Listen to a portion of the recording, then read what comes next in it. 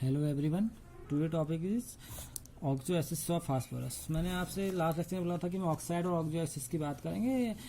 Phosphorus की oxo acids की important property है। ऑक्साइड्स में होता क्या, मैं एक्चुअली में आपको बता देता हूँ एक समरी के रूप में। ऑक्साइड में इसके दो टाइप के ऑक्साइड होते हैं, P4O6 और P4O10 वाले। और ये जब मिलते हैं तो ये मिलते हैं हमें जब हम फास्फोरस यानी कि वाइट फास्फोरस को हम ऑक्सीजन के साथ रिएक्ट करते हैं, तब हमें मिलते हैं इसके ऑक्साइड। ठीक है ना। तो इसमें दो टाइप के ऑक्साइड, अगर कहीं पर आपसे ऑक्साइड पूछ लिया जाए या ऑक्साइड क्या होता है, तो ऑक्साइड की अगर हम यहाँ पर को बात करेंगे तो सिर्फ ऑक्साइड में अगर मैं आपको थोड़ा समझाऊं तो ऑक्साइड मैंने बोला आपसे P4O10 सॉरी एक तो पहले P4O6 कह रहे थे, दूसरा होगा इसमें P4O10। ठीक है ना। दो टाइप के होते हैं इसमें, P4O6 और P4O10।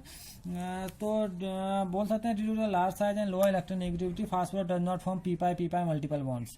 ये बड़ा साइज होता है इसका, क्योंकि ये सेकंड मेंबर है नाइट्रोजन के बाद का। ठीक है ना। और P pi multiple bond form नहीं कर सकता है। ठीक है। तो प्रिपरेशन मेथड अगर आपसे पूछता है तो व्हाइट फास्फोरस के आप रिएक्ट करा दीजिए ऑक्सीजन के साथ लिमिटेड अमाउंट में, तो आपको ये दोनों कंपाउंड मिलेंगे। थोड़ा चेंज में इसका प्रिपरेशन मेथड थोड़ा बता दे रहा हूँ आपको कि है क्या एक्चुअल में। फिर आप इसको और भी देख सकते हैं। आप इसकी रिएक्शन ऑक्सीजन के साथ कराएंगे लिमिटेड अमाउंट में, आपको लिमिटेड लिखना है। लिमिटेड अमाउंट में कराएंगे तो आपको P4O6 मिलेगा। और अगर आप इसी को अगर आप एक्सेस अमाउंट में करा देंगे P4 प्लस 5O2 में पहले से एक्सेस कर दिया तो इससे बनेगा P4O10। अगर एक्सेस अमाउंट में कर रहे हैं तो आपको P4O10 वाला ऑक्साइड मिलेगा, और अगर लिमिटेड अमाउंट में कर रहे हैं तो आपको यहाँ पर को O6 वाला कंपाउंड मिलेगा। ठीक है ना। यानी कि फास्फोरस थर्ड ऑक्साइड और फास्फोरस फिफ्थ ऑक्साइड। ये थर्ड ऑक्साइड है आपका और ये फिफ्थ ऑक्साइड है। ठीक है ना। इसका ये ऑक्साइड ही बोला जाता है, इसमें ज़्यादा इसका कोई बड़ा नाम है नहीं एक्चुअल में। ठीक है। तो ये तो थे इसके ऑक्साइड। अब मेन जो चीज़ है हम वो आते हैं ऑक्सो एसिड्स की ओर। ठीक है ना। ऑक्सो एसिड्स के इंपॉर्टेंस होते हैं ऑक्सो एसिड्स हैं फास्फोरस के। ठीक है ना। ये इसलिए ज़्यादा इंपॉर्टेंट है क्योंकि यहाँ पर जो आपको ऑक्सो से मिलेंगे उनकी जो ऑक्सीजन स्टेट होती है वो वेरिएबल होती है, अलग अलग होती है। ठीक है ना।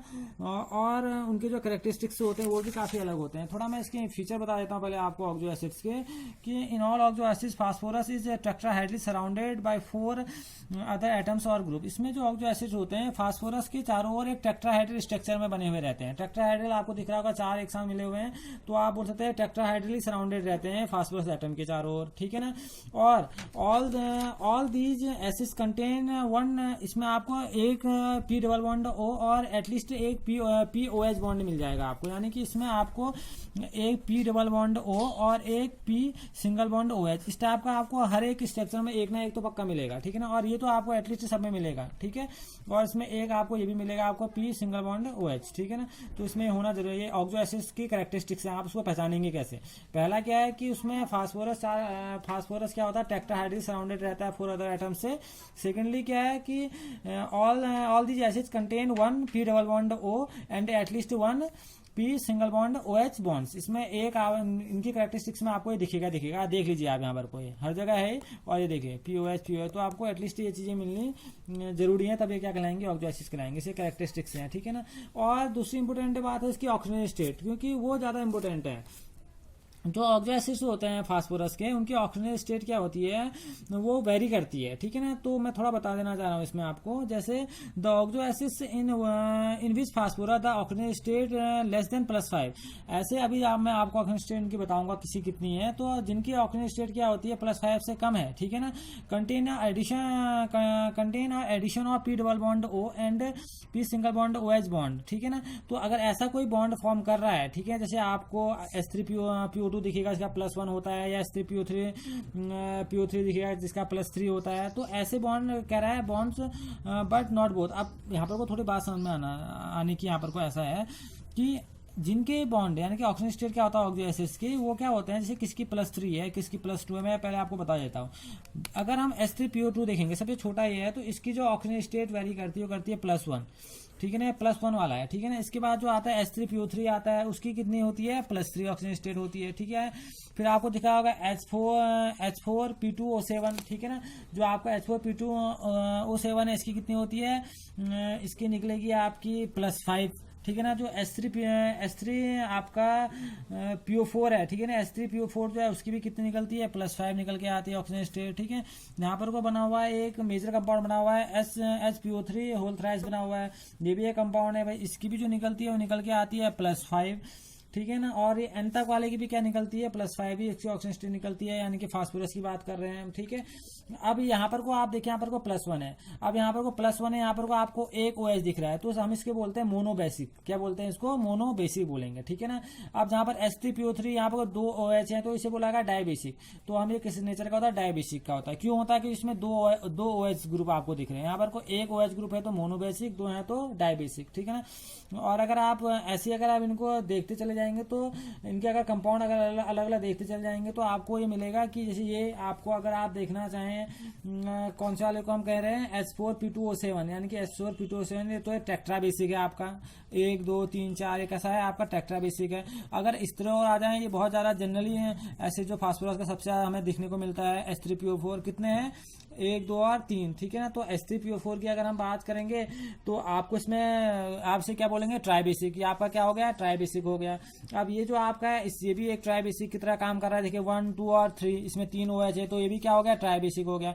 और अब जो N वाला है इसके लिए तो आप सोचेंगे क्या है, तो N वाले में अगर आप देखेंगे, अगर मैं बोलूंगा H3PO4 N, तो इसे हम एक मोनोबेसिक की तरह, एक यूनिट की तरह ले लेते हैं, क्योंकि ये N है ना इसमें, तो इसे एक यूनिट लिया जाएगा, तो इसे आप मोनोबेसिक बोलेंगे, ठीक है। तो एक यूनिट में एक ही माना जाएगा इसमें। दिख तो आपको खूब रहे होंगे, इसमें बहुत ज्यादा स्ट्रक्चर आपको इसके प्रोवाइड यहाँ पर कराए हैं, लेकिन हमें से सिंपल हम क्या बोलेंगे, आप इसको मोनोबेसिक भी बोल सकते हैं, ठीक है ना। आता है एक यूनिट में बोला मैं इसको, ठीक है ना, यूनिट की बात यहाँ पर को हो रही है, ठीक। और आप समझ गए होंगे OH ग्रुप की वजह से इनकी बेसिसिटी को हम क्या करते हैं, कंसिडर करते हैं, इसलिए इनको ऑक्सो एसिड्स भी बोला जाता है, ठीक है ना, कि ये इसमें ऑक्सीजन भी कंटेन्स होती है, ठीक है ना। और ये हाइड्रोक्सी ग्रुप से मिले हुए रहते हैं, आपको ऑक्सीजन भी दिख रही है यहाँ पर को P डबल बॉन्ड O के साथ, और यहाँ पर को आपको POH बॉन्ड भी दिख रहा है, जिन्हें क्या बोला जाता है, ऑक्सो एसिड बोला जाता है, ठीक है ना। ये जनरली आपको फास्फोरस यानी कि व्हाइट फास्फोरस के साथ रिएक्ट कराने पर, कभी हम उसमें वाटर के रिएक्ट कराएंगे, कभी हम उसमें ट्राइक्लोराइड के साथ रिएक्ट कराएंगे, तो उनके साथ रिएक्ट करने के बाद हमें क्या होती है, ये ऑक्सो एसिड्स मिलने स्टार्ट होते हैं, ठीक है ना। ये H3PO3 है या H3PO4 है, ये एक अच्छे रिड्यूसिंग एजेंट की तरह भी काम करते हैं, ठीक है ना। तो ये रिड्यूसिंग एजेंट्स भी होते हैं, ठीक है। और जैसे H3 यानी कि जो +3 वाली ऑक्सीजन स्टेट होती है, जैसा मैंने आपसे कहा, इसको डिस्कस करेंगे, इसे हम ऑर्थोफॉस्फोरस एसिड बोलते हैं। अगर हम इसे हीट दे तो ये फॉस्फिन दे देता है, तो ये काफी अपने कंपाउंड द्वारा क्या करते हैं, बनाते हैं, यानी कि डिस्प्रपोर्शन रिएक्शन को भी दिखाते हैं, ठीक। तो इनकी ऑक्सीजन स्टेट क्या करती है, मैंने बोला ना कि <5 5 से कम होती है। आप सब देखिए इसमें अगर 5 से कम ही देख रहे हैं आप, 5 से ज्यादा नहीं है इसमें, तो 5 से अगर ज्यादा होगी तो ये बॉन्ड फिर आपके ऑक्सो एसिड्स के निकल आएंगे, फास्फोरस के, ठीक है ना। तो ये पॉसिबल नहीं हो पाएगा, अगर +5 से ज्यादा हो रहा है तो आप दोनों को एक साथ देख लें, ऐसा पॉसिबल नहीं है।